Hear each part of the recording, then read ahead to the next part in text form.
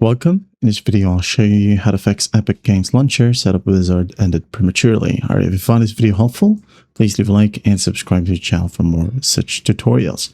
Now to fix that, go ahead, go to your taskbar right here, right click on a blank space, and go ahead and click on Task Manager. Or if it's allowed, once it loads, go ahead and click on Run New Task. Okay, click on it, and then here, just click on Browse. Okay, now go ahead and find the directory where your installer is located. Okay, I'm going to go ahead and click on my desktop because I do have it on my desktop. Okay, which is right here.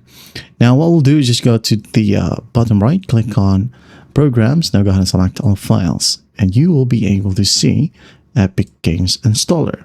Okay, just click on it and hit on Open. Now what you'll do is just go ahead and click on Create this task with administrative privileges.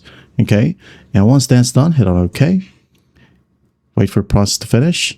Okay, it will open up the installer as you can see here. Just wait for it. It may take some time, and here you have it.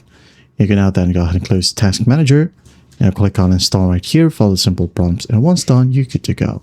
I'm not going to do it again because I already have it right here, and I just fixed it recently.